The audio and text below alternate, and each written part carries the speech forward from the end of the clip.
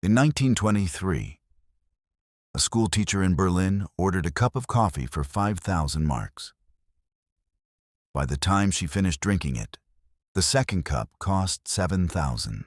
Within weeks, her entire life savings could not buy a loaf of bread.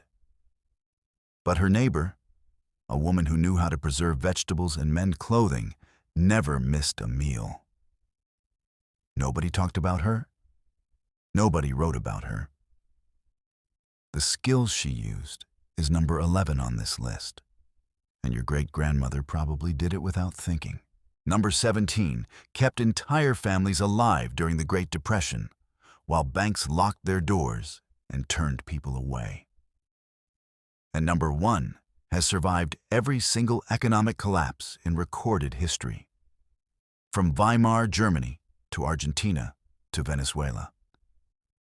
Yet most modern schools stopped teaching it decades ago. These 20 skills were not survival tricks. They were ordinary knowledge, the kind of thing every household practiced before convenience made us forget. Before we begin, subscribe, because what kept families alive during the worst economic disasters in history might matter again sooner than you think. Number 20, reading and preserving seeds. Before seed companies turned gardening into a subscription service, every family with a vegetable patch saved their own seeds. You did not buy tomato seeds every spring. You saved them from last summer's best fruit, dried them on a newspaper, and stored them in an envelope in the pantry. During the Great Depression, families that kept seed collections could restart a garden from nothing, year after year, with zero cash. A single healthy tomato produced enough seeds to plant an entire row. One sunflower head contained 2,000 seeds. The knowledge was so common that children learned it before they could read. Seed companies eventually bred hybrid varieties that do not reproduce true to type, meaning you have to buy new seeds every season. That was not an accident. It was a business model. The families who kept heirloom seeds and knew how to save them had a renewable food source that no bank failure, no currency crash, and no supply chain disruption could take away. The skill takes 5 minutes to learn. It costs nothing, and it turns a single harvest into an infinite one. Number 19, bread baking from scratch. When the economy collapsed in the 1930s, bread lines stretched around city blocks. Thousands of families waited hours for a single loaf. But the families who knew how to bake did not stand in any line. Flour, water, salt, and yeast. 4 ingredients. A bag of flour cost 25 cents in 1932 and made 15 loaves. The same quantity purchased from a bakery cost over $3. The math was obvious to anyone who bothered to do it. During the Depression, home baking increased so dramatically that flour companies started printing dress patterns on their fabric sacks because they knew mothers were using them to sew clothes for their children. One skill feeding another. Your great-grandmother could turn 10 cents worth of ingredients into a meal that fed 6 people. She did not need a bread machine, a stand mixer, or a YouTube tutorial. She needed a bowl, her hands, and knowledge that had been passed down for generations. That knowledge disappeared when sliced bread became cheap and convenient. But every time the economy cracks, the price of bread is the first thing to spike. And the people who can make their own stop noticing. Number 18, basic wound care and herbal medicine. In the 1930s, a doctor's visit cost $2, which was 2 days of wages for a family barely surviving. Most families could not afford it. So mothers became the doctors. Every household had a medicine cabinet of home remedies passed down through generations. Honey on a wound to prevent infection. Willow bark tea for fever and pain. A poultice of bread and warm milk to draw out a splinter infection. During every economic collapse in modern history, the healthcare system is one of the first things to buckle. In Venezuela, hospitals ran out of basic supplies like gauze and antibiotics. Families who knew basic wound care, how to set a simple splint, how to treat burns, how to recognize infection, became essential to their neighborhoods. The skill does not require a medical degree. It requires attention, a few supplies, and knowledge that was considered basic household competence for centuries before we outsourced every ache and scratch to a professional with a copay. Number 17. The kitchen garden. During the Great Depression, vacant lots across America turned into vegetable plots almost overnight. Families who had never grown anything suddenly discovered that a 10 by 10 patch of dirt could feed 4 people through the summer. By World War II, the government formalized this into victory gardens, which produced 40% of all vegetables consumed in the United States. But the skill predated the program by generations. Your great-grandmother knew exactly which crops gave the best return for the effort. Potatoes because they stored through winter. Beans because they fixed nitrogen in the soil and grew vertically. Zucchini because a single plant produced more than a family could eat. The crisis did not create the skill. The crisis revealed who still had it. In Venezuela's collapse, urban rooftop gardens became survival infrastructure. Families growing herbs and greens on apartment balconies were trading basil for rice with their neighbors. The same pattern repeats in every crisis. The people who can grow food become the most valuable people on the block. Number 16. Bartering and negotiation. When the currency collapses, money does not disappear. It transforms. During the Weimar hyperinflation, Germans abandoned marks entirely and returned to direct exchange. Farmers traded eggs for shoes. A piano lesson bought a week of vegetables.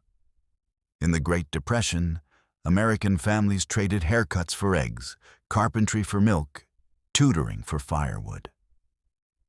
Some communities went months without spending a single dollar. The skill was not just about having something to trade. It was about knowing how to value what you had and what the other person needed. Your grandfather understood leverage instinctively. He knew the mechanic needed his fence repaired more than he needed cash, and he used that knowledge to keep money in his pocket. In modern Venezuela, bartering replaced currency as the primary transaction method in many communities. Fish for medicine, repair work for cooking gas. The economy did not stop. It just stopped using printed paper. The people who thrived were not the ones with the most money. They were the ones with the most useful skills and the confidence to negotiate. Number 15. Mending and patching clothes. In the 1930s, Americans wore the same clothes until they fell apart, and then they stitched them back together and wore them again. The phrase was everywhere. Use it up, wear it out, make do or do without. A sewing kit cost pennies. A new shirt cost a week's wages. The math was not complicated. Mothers turned flour sacks into dresses, patched trousers with scraps from worn-out coats, and darned socks until the original fabric was barely visible. The skill was so common, it was taught in every public school. When those classes disappeared in the 1970s and 1980s, an entire generation lost the ability to extend the life of their own clothing by years. Today, the average American throws away 80 pounds of textiles per year. During every economic collapse, clothing becomes a luxury. The person who can repair a torn jacket is worth more to the community than the person who knows how to buy one on sale. Number 14. Foraging for wild food. During the Depression, families who recognized wild plants could supplement their diets for free. Dandelion greens showed up in salads. Wild onions flavored soups that had no meat. Elderberries were turned into syrup. Blackberries from roadside bushes were canned for winter. This was not desperation. This was knowledge. Your great-grandmother could walk through a field and see a grocery store where you see weeds. She knew which mushrooms were safe, which berries were poison, which roots could substitute for store-bought vegetables. In every recorded economic collapse, foraging returns as a survival strategy. It requires no money, no land ownership, and no supply chain. It requires only the ability to identify what grows naturally around you. That knowledge was passed orally from parent to child for thousands of years. It was only in the last 2 generations that we decided it was unnecessary. Number 13. Food preservation, canning, smoking, salting. Before refrigerators became standard in the 1940s, every household preserved food as a matter of course. Canning was not a hobby. It was infrastructure. A family that canned 200 jars of vegetables in August had food through March. Smoking meat meant protein lasted months without electricity.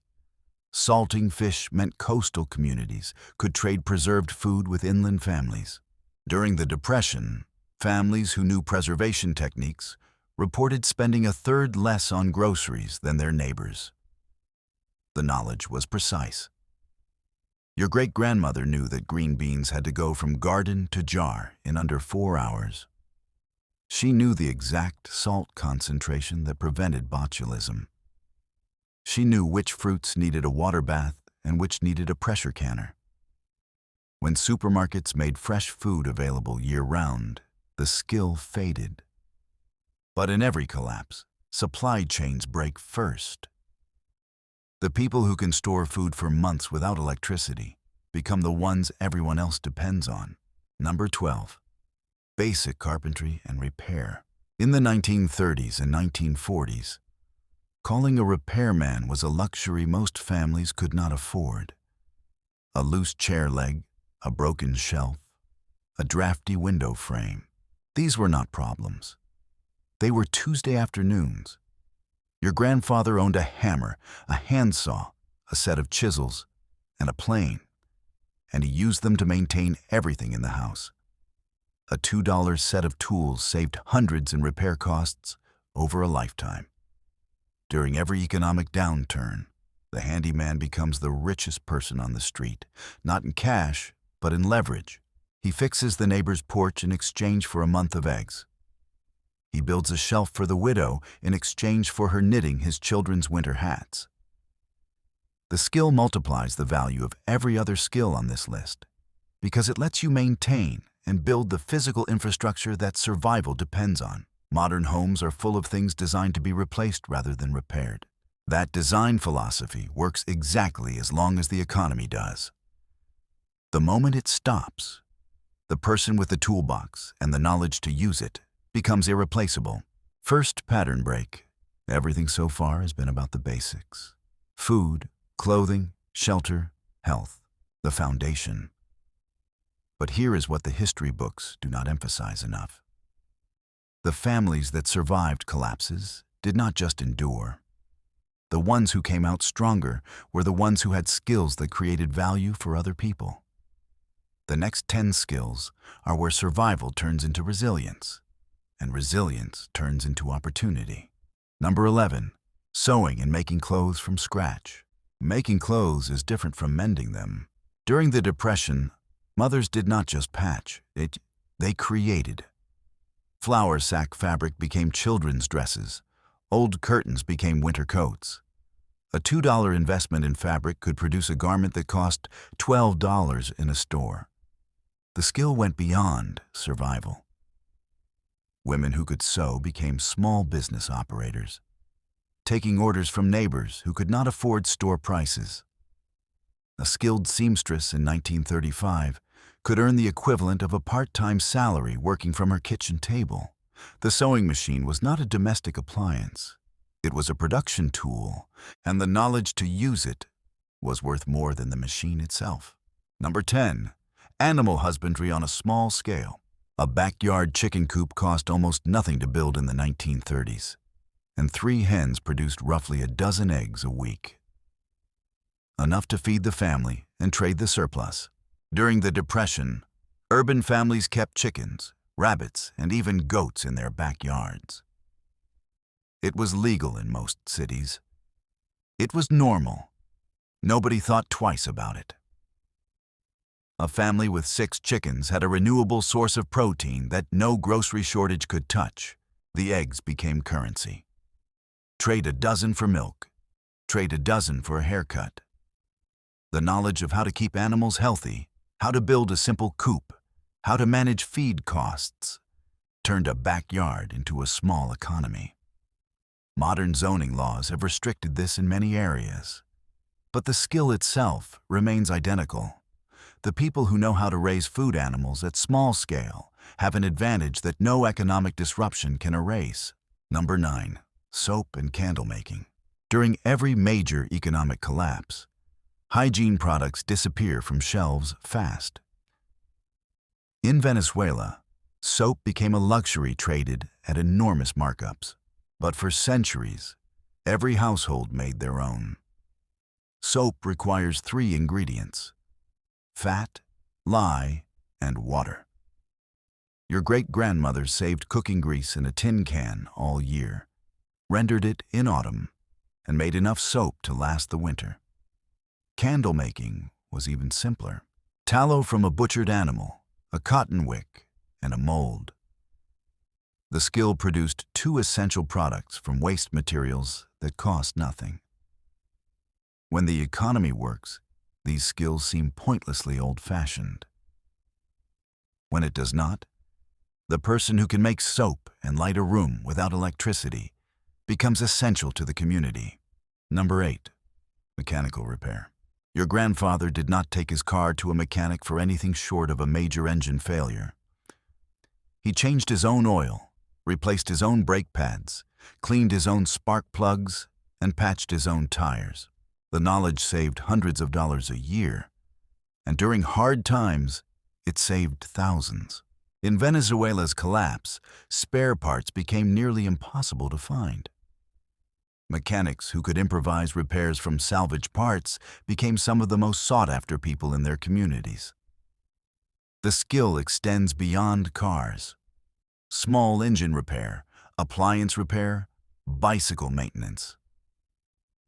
Anything with moving parts eventually breaks, and during a collapse, replacement is not an option. The person who can fix what is broken controls a resource more valuable than cash. Number 7. Water purification and well maintenance.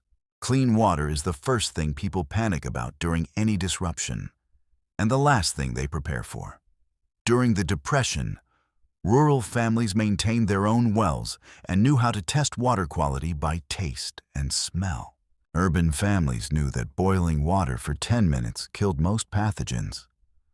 Families near rivers knew how to build a basic sand filter. The knowledge was simple, unglamorous, and absolutely essential.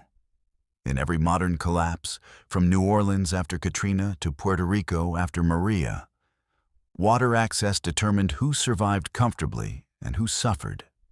The skill requires almost no equipment: a pot, a fire, and the knowledge of how long to boil. A bucket, sand, gravel, and charcoal for a filter. The materials cost less than a fast food meal. The knowledge is worth everything when the taps stop running. Number 6. Teaching and tutoring. This one surprises people, but it should not. During the Great Depression, schools closed across rural America as tax revenues collapsed. Families who had educated members could keep their children learning. More importantly, teaching became a bartering asset. A retired teacher traded reading lessons for firewood. A bookkeeper taught math in exchange for eggs. The skill was currency because everyone understood that children who stopped learning during hard times would fall behind permanently. In every economic collapse, formal education systems are among the first to suffer. The individuals who can teach any subject, any skill, become community anchors. The knowledge in your head cannot be repossessed, devalued, or seized. It can only be traded, and the demand never drops to zero. Second pattern break. Here is the thread that connects everything on this list. The families that survived economic collapses were not lucky. They were not wealthy. They were useful. Every skill you have just read about shares one quality. It turns the person who holds it into someone their community cannot do without.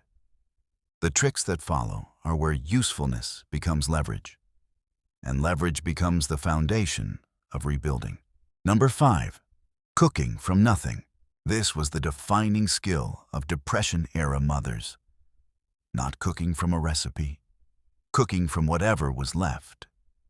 A handful of flour, a few potatoes, a bone saved from last week's only piece of meat.